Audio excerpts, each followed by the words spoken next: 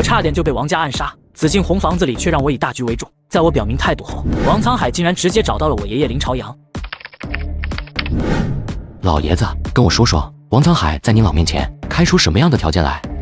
从今往后，王家不再跟林家进行任何争斗。从今往后，王家将会对林家拥护到底。除此之外，就此事而言，无论你开出任何条件，王家都不会拒绝。不过我想说的是，我就这件事的处理想法跟王沧海开出的条件无关，林家更不在乎王家跟不跟我林家争斗，所以所谓的条件压根就不重要。还是那句话，如果你要对王家赶尽杀绝，林家定然会竭尽全力去配合你。但是您老仍是偏于让我冤有头债有主，不是吗？是，如果王家参与其中的话，那我一定会无视什么大局不大局的。可王家除了王老三之外，并未参与到其中，这才让我有了顾及大局的想法。不过即使我是偏于冤有头债有主，也一定会全力去支持你的最终决定，无论为此会付出什么代价都好。一个王老三不够，王家阵营中至少得让5位屁股不干净的付不下去，还有王家本家1位从一品得退居2线，2位正部得退居2线，这是我的底线。虽说王家阵营中的中流砥柱下不下去对我而言意义不大，可我至少得亮出我的态度来。5位阵营中的副部，本家1位从一品，2位正部，这有够王家喝一壶的了。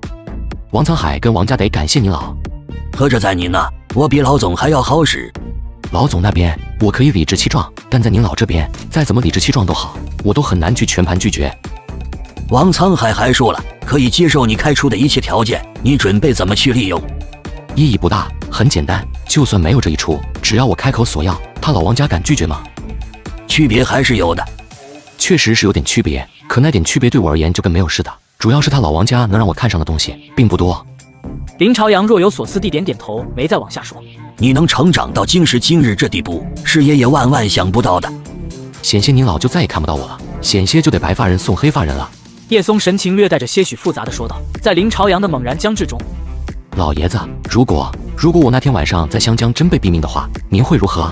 这一问让林朝阳的将至再又多了几分。他会如何？不惜一切扳倒王家？如果仅仅只是扳倒王家的话，又能告慰得了叶松吗？又足以泄恨吗？但他还是平心言道：不惜一切代价彻底扳倒王家。如果紫禁庙堂不允许呢？林家会跟紫禁庙堂那边对着来吗？这次林朝阳耸颤起了老脸来，好在叶松没有进一步继续往下说。如果那天晚上我真死在了暗杀下，那么整个王家也许除了王沧海之外，有一个算一个恐怕都得跟着陪葬。你的意思是？叶松笑而不语，哪怕他知道林朝阳多少会猜到他的话意所在，可还是不打算去揭开谜底。老爷子，你觉得王沧海真是主动求饶的吗？什么意思？我不知道您老知不知道，在老总那边，老总跟我很直接的摊牌，就在昨天，暗杀我的七色组织接连2名高层死于暗杀中，并且七色首领也收到了关于报复的通牒。那种情况下，杀手组织的首领肯定不可能会为王老三继续斗下去的，不可能会为了保全王老三而继续牺牲他们七色高层的。所以，知道东窗事发已是在所难免的王沧海才会跳出来，否则恐怕是继续装傻充愣的扮无辜了。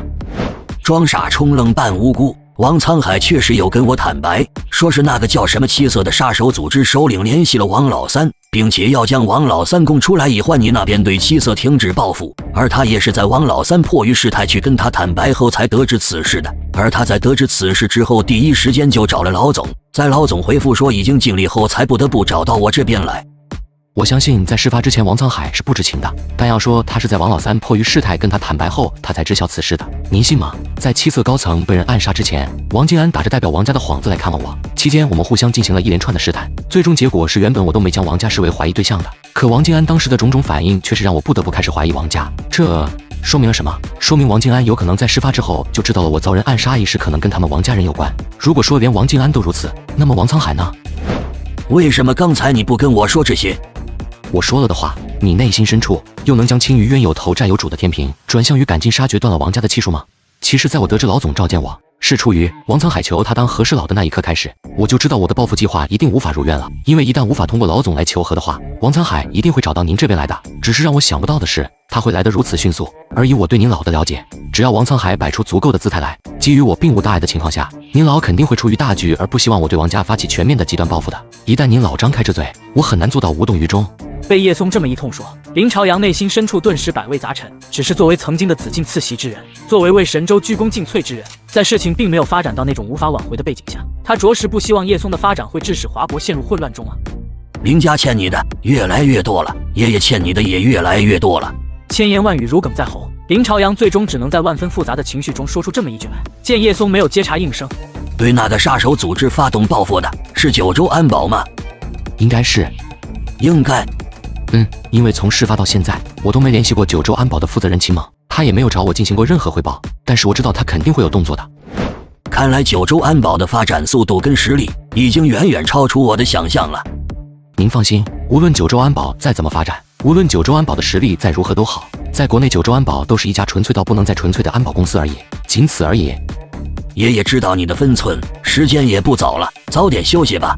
然而叶松前脚一走，后脚林朝阳的手机便发出了嗡嗡声来，赫然是紫禁老总的来电显示。喂，老总。林老，打扰您休息了。不打扰，刚跟阿松谈完话，他前脚一走，你后脚就电话过来了。知道老总这通来电的意义何在，所幸林朝阳也主动给老总提供了直入正题的话茬。你跟阿松谈过了？没辙，王沧海破天荒的跑来寻见，说了一晚上。那您跟阿松谈的如何？他现在是什么态度？该说的不该说的我都说了，您知道的，我跟林家对他的亏欠已是无以形容。就这次的事来说，我实在是无法再去对他进行任何要求，甚至说是请求。好在最终还是让他给出了一丝余地，他可以不对王家发起全面报复，但他也给出了自己的底线。什么底线？王老三必须无期，5位王家阵营中的副部，王家1位从一品跟2位正部得退居2线养老去。听到林朝阳说出的这一底线，老总不由暗自倒吸一口凉气。显然，这不仅仅是够王家喝一壶这么简单了，这是在放王家的血。但一想到王老三所为，想到叶松之前在自己面前的那般坚决强硬态度，倒吸凉气之余的老总也不由松了口气。不管怎么说都好，这总比对王家发动全面的极端报复要好多了。至少这样一来，紫禁庙堂不用承受过大的压力。你有跟王老说了吗？这是得由您去跟他说。另外，老总还有劳您告诉他，别再想着讨价还价。行，那就不打扰王老您休息了。而另一边，叶松并未第一时间回自己所在的厢房，而是来到了四合院的一处幽静处，拿出手机拨通了秦猛的手机号码。叶董，七色组织2名高层被暗杀，是你们干的吗？同时咱们这边也给七色首领发放了通牒，要么供出幕后委托人，要么将这场报复游戏无休止的进行下去。怎么做到的？找境外的顶级情报组织，200万美金可以提供1位七色高层的详细信息。咱们的人现在还有在追踪七色的人员吗？有，不过在损失2位高层后，现在七色高层已经层层加防了。找机会继续多干掉几个，如果高层人员那边难以下手，那就将目标定在中层人员身上也行。叶董，您这幕后黑手已经浮出来了，不出意外的话，七色那边明天就会找上我进行招供，所以在对方招供之前，能干掉多少就干掉多少，前提是一定要尽可能的让咱们的人全身而退，切不可搭进去。幕后黑手浮出来了，谁委托的七色？这个你先不用管，我这边处理就行。叶松最终还是没将幕后黑手是王家王老三给说出来，不是说他担心此消息会扩散，而是他担心秦猛会主张以其人之道还治其人之身的方式去回击王老三。一旦秦猛真的出手，真的伺机要了王老三的命，即便最终自己能兜得住，可估计也免不了会产生一些麻烦。说到底，主要还是紫禁那边已经介入进来了。好，我马上交代下去。辛苦了，但是有一点，切记的一点，一定要在自身安全能够得到足够保障的情况下动手，绝对不能让咱们的人把自己给搭进去，宁可放弃行动都好，也不能让咱们的人折在行动中。明白，叶董，都听到了吧？迅速发起新一轮的报复式猎杀。